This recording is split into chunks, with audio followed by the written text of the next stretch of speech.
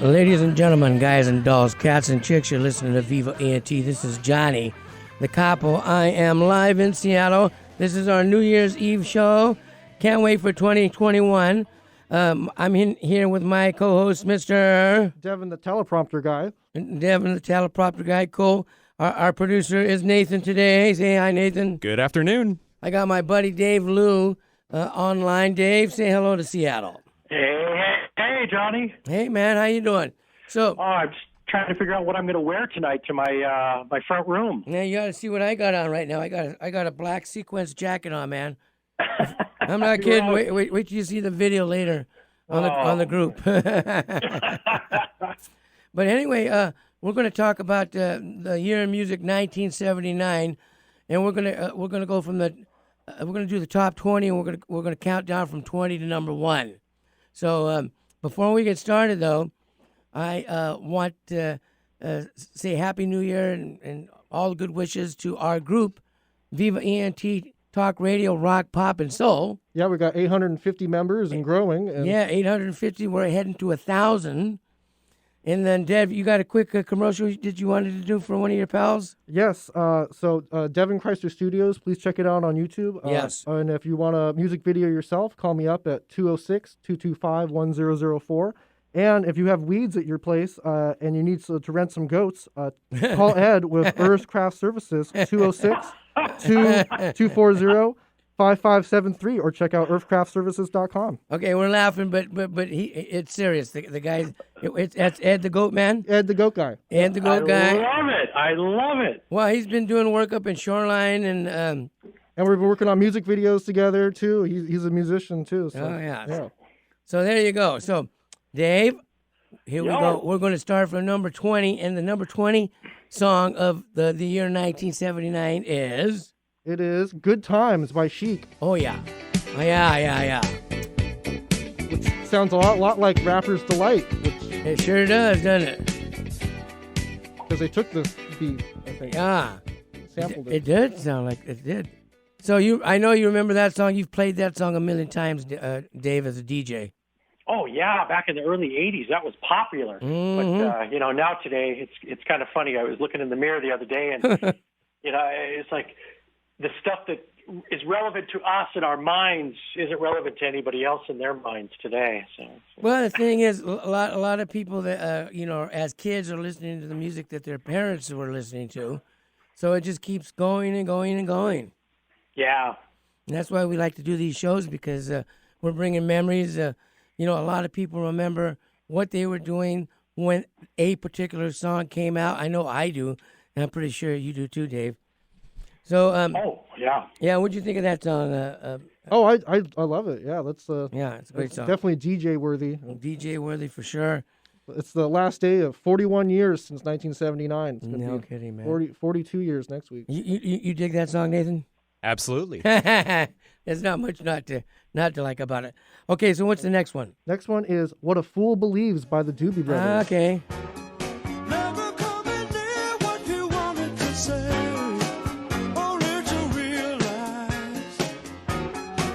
Yeah. Definitely different than his other work. Yeah. I got mixed feelings about Michael McDonald. I liked him when he first hit the Doobie Brothers with Taking It to the Streets. Of course, that song is like been played a million thousand times. Dave, chime in on this song. I think that when Michael McDonald joined the Doobie Brothers, it took it in a totally different direction. Oh yeah. And I was never a real fan.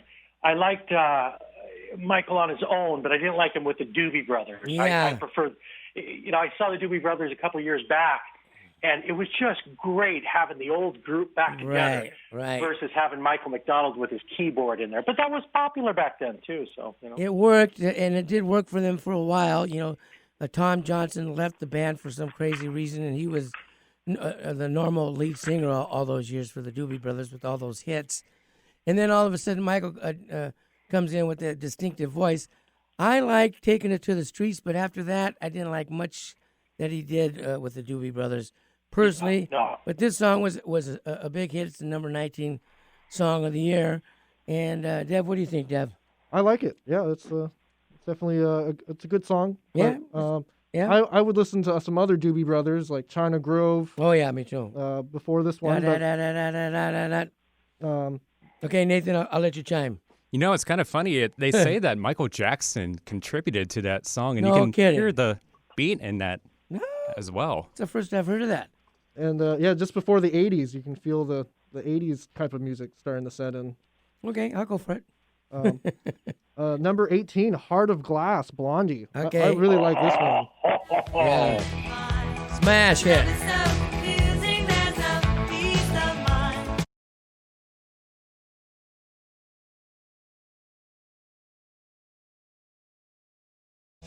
Yeah, well, okay, I'll go first.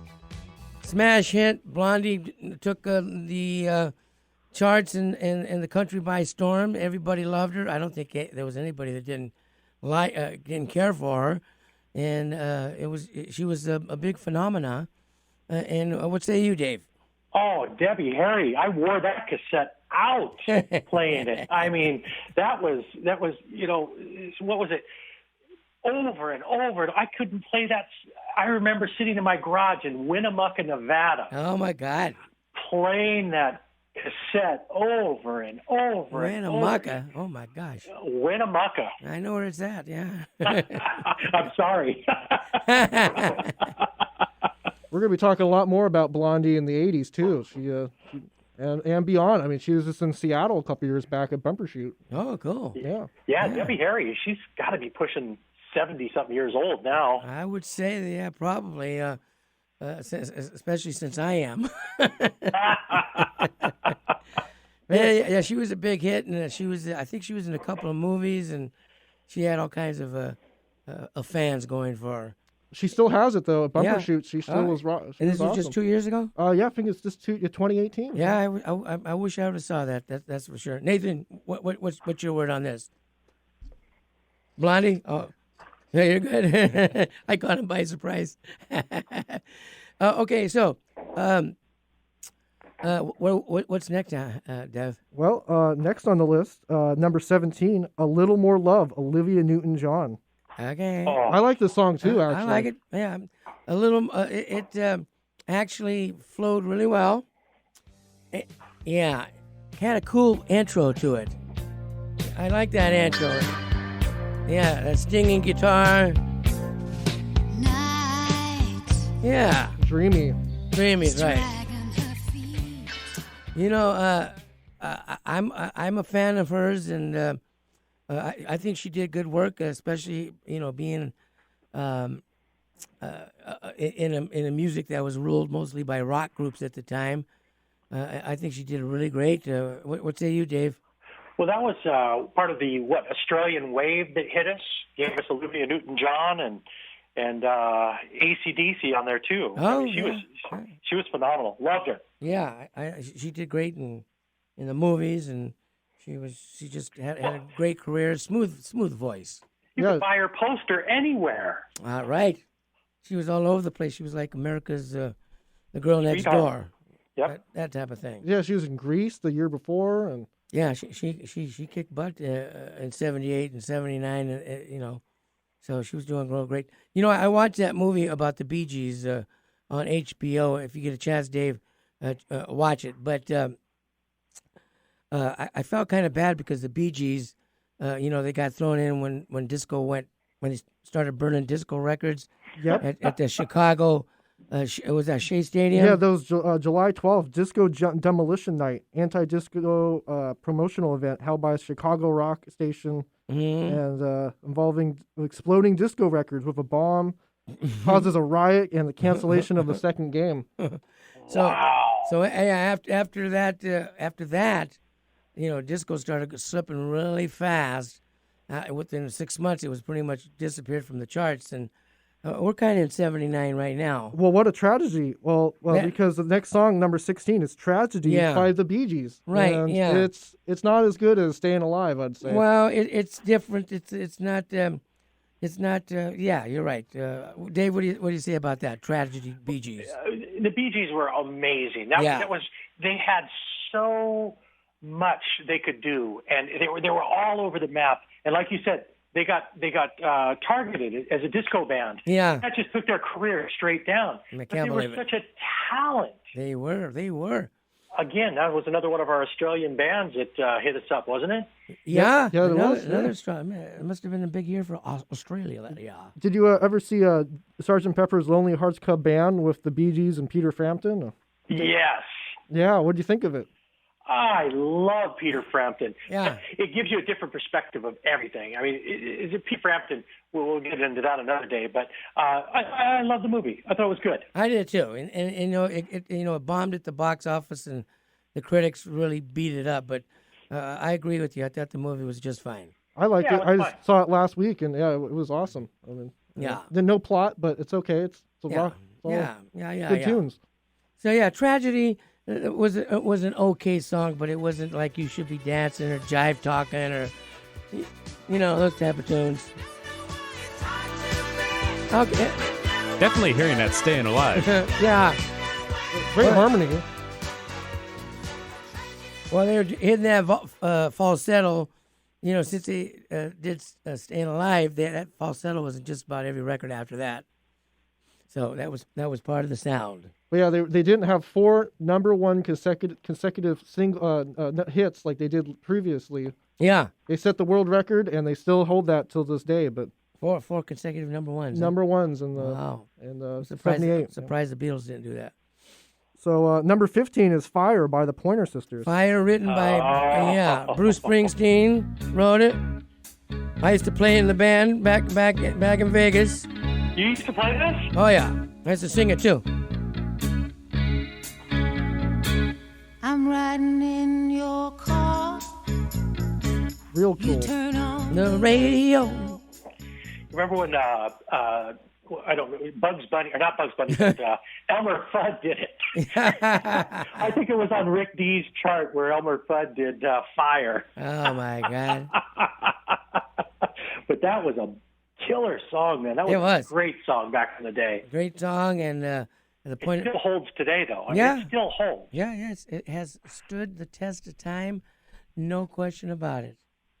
No question about it. I think it's a great song. Pointer Sisters did a good job.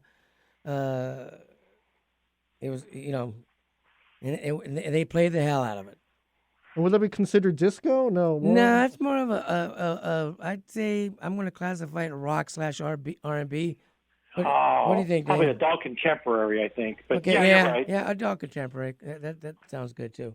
Okay. It's kind of funny. The record producer, Richard Perry, had to introduce the song to the Pointers by playing them a tape of Bruce Springsteen singing it, and that caused Anita Pointer to say, "It's too low for me. I guess you want Ruthie to sing it," so they changed who was singing the song. Oh, no kidding. Wow. Wow, that's good. That makes sense. For sure, they probably, when they demoed it and heard it at first, they probably said, "Oh, my gosh." With Bruce and that gravelly voice that he has. Yeah. Cool, man. So number 14 is Making It by David Naughton. I don't even remember it.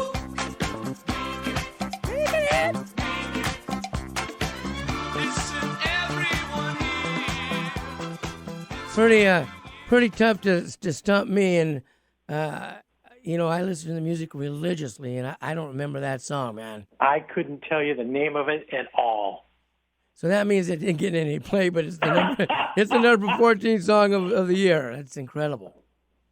That's incredible. I mean, I especially me, because I was there in the day, and sheesh, I don't remember that song. I don't remember nothing about that one. Yeah, it's on my list now. I make a playlist of the top 100 of every year, it's and right I've there. been listening to them. But before this, I had no idea about this song. Yeah, I never heard that song, man.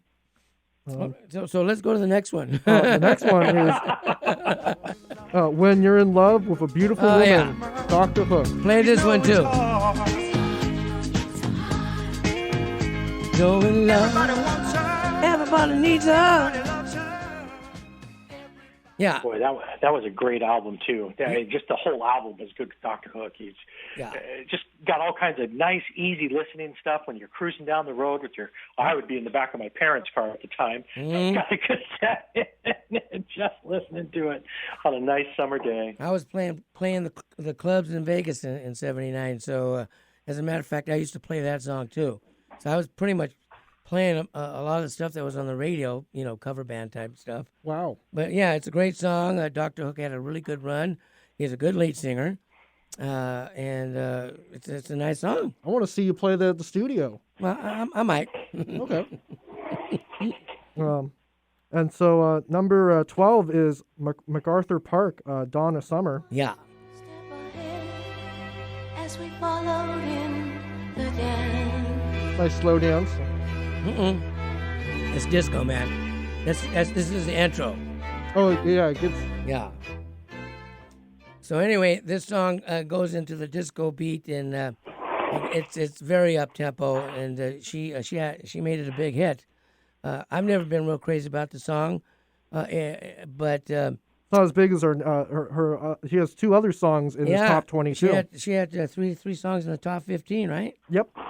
So what's your word on that, Dave?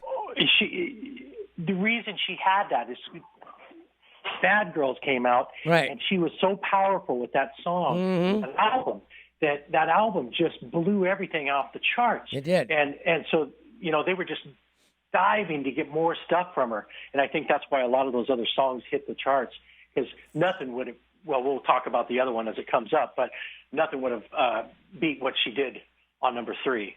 Yeah, you mean yeah. Well, yeah, number 2, Bad Hot Girls, Stuff. and number 7, Hot Stuff. Yeah. I mean, those 2 are just. Remember in the roller Beep, ring beep. when you're Yeah. doing roller skating in the old roller rink and Beep, beep. and beep beep, yeah. Bad Girls came on. Oh man, that was awesome. But no, I wasn't a big fan of the whole album, but they couldn't get enough of what she put on there, so they just kept feeding it. Well, I'm a big Donna Summer fan, and I love just about everything she did. So. Well, what we heard was from the intro of the extended version, but let's get into some of that disco on the recording here. Good deal. There it is.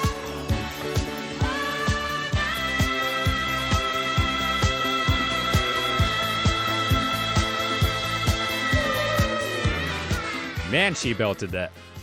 Yeah, she had the range, no question about it. Oh yeah. Yeah, she could do it. Now, what's next there, Devin? So we got number 11, Too Much Heaven, Bee Gees. Oh yeah, typical Bee Gee type thing. Yeah. Yeah.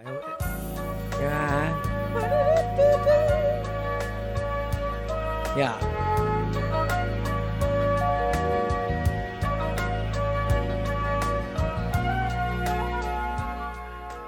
Yeah, it was smooth, and it was a hit, and it was another great performance by the Bee Gees. Dave, you remember that record? Oh, I do. I mean, the Bee Gees, like I said, they're a staple when it comes to the '70s, and they just got punched into that disco. Yeah. And when it was over, they were still rocking, but nobody was listening. Yeah, I know. It's a doggone shame. It's incredible that even happened to those guys. But it's a great song. I like it for sure. Gives me sad eyes, like number 10, Robert John. I do remember this song, but I can't say I'm a big fan of it. Oh, he was nominated for a Grammy for that one. No kidding. Sad Eyes? Sad Eyes? Sad Eyes. No kidding. Well, it must have not been that bad. It's not Robert Johnson. Yeah, Robert John. Yeah. I had no idea it's nominated for a Grammy. It's over.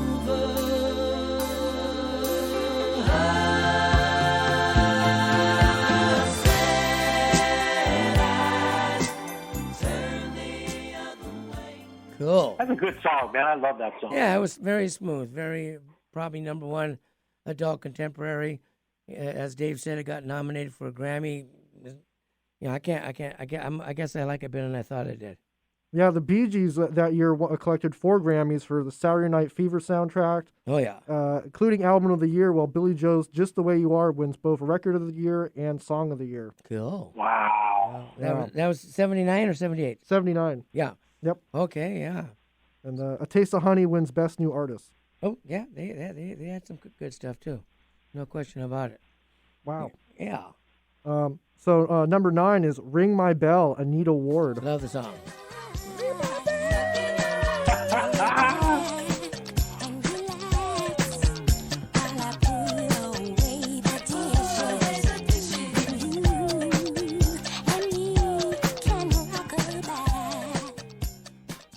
experimenting with the electric. It's the song is very pretty much Got a sound of its own. Yeah, I love the song.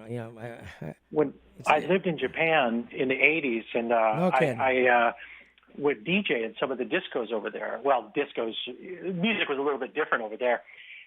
You put that song on, and the place would just explode. Yeah. It was love it. amazing. Yeah. It definitely all that for sure. Wherever you went, you heard that song. If it was in the supermarket or it was at the nightclub. Everywhere. It was everywhere. It was on the radio all the time, and it was a great song and great sound. No question about it. Wow. Yeah. And then the same with this other song, number 8, YMCA, The Village People. Okay.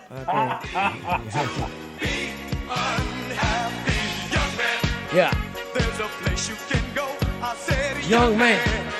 When you're short on your dough, you can stay there. And I'm sure you will find many ways. Well, what can I say? It's There's a song where the dance is just as well known as the song. oh yeah. Everybody knows huge. it. Anywhere you go, any stadium, everybody's doing that song. I've done it at my DJ shows. Can you believe it? I do the YMCA. They request that sometimes. Get everybody going. Federal Farmers Market, yeah. Yeah. Rose likes that. I'm sure you've done it, Dave. Oh, a million times. That's such a staple. The village people with their outfits. Nobody's really seen anything like that. So these guys come out. You got the cop, you've got the native, you got the construction guy. Nobody had seen anything like that. It's a stage show that they came out with. What was that? Dick Clark used to have them on American Bandstand, and then what was the other one? Not Soul Train. Love Train? Maybe it was just. No, I think it was American Bandstand is what I'm thinking. Yeah, it is. Remember? Yep. They'd go out there and they'd be on their little outfits on those little podiums singing. It was a great time. You can't beat those guys. Yeah. No. And then they had a couple of big follow-up hits in the Navy and a couple other ones that were just yeah. I think after the Beatles, they had to be their second original boy band. Cool. And they started early, January 6th of 79 with the YMCA dance on the American Bandstand. Yeah. No kidding. So that carried out for the whole year to be number 8. Yep. Wow. Oh yeah. That's some hot stuff. Just Huge. like number 7. Man. Now, it's one of my personal favorites, Hot Stuff. Hot Stuff by Donna Summer. There's another one. I used to play and sing this. I love the guitar lick. Da da da da da da. Of course, with me, it's the guitar lick. Yeah. Yeah. Baby this evening. Well, here we go. Donna Summer again, Dave. She was phenomenal. Like his album had hit after hit on it, and they put a few fluffs in there, a few B-sides on the charts, but it just you couldn't get enough of what she had going on. Yeah, if you were at the clubs, even that traveled all the way up into the 80s, the mid 80s, early 90s. It still holds today. I think that's why they consider her the Queen of Disco. Yep. Yeah. And I'd say she deserves the title. Absolutely. I like it. Yeah. No, And love it. As iconic as this next song, "I Will Survive." Oh my gosh. Gloria Gaynor. Another one. Huge.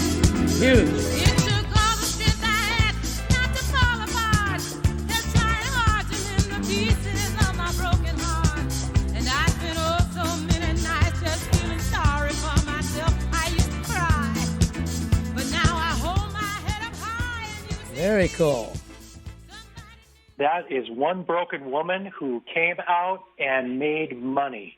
Yeah.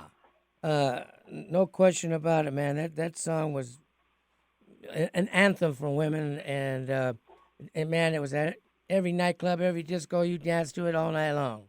You still hear it up and down the strip if you're walking Vegas or if you're walking in a club or anywhere. I still play this song. Yeah. It's timeless. Huh? Yeah, exactly right. What number are we up to now? Oh, that was number 6. So then we're up to number 5. Okay, Dave, I want to invite you to stay on the show. We're gonna take a short break, and then a quick word from our sponsors. So, ladies and gentlemen, you're listening to Viva ENT, and we'll be back with the rest of the songs from 1979, baby. Yeah, take a guess what number 1 is. Yeah, I got it. We'll be right back, folks. Thank you so much. Well, I know that it's got to be right. I think about it day and night. I feel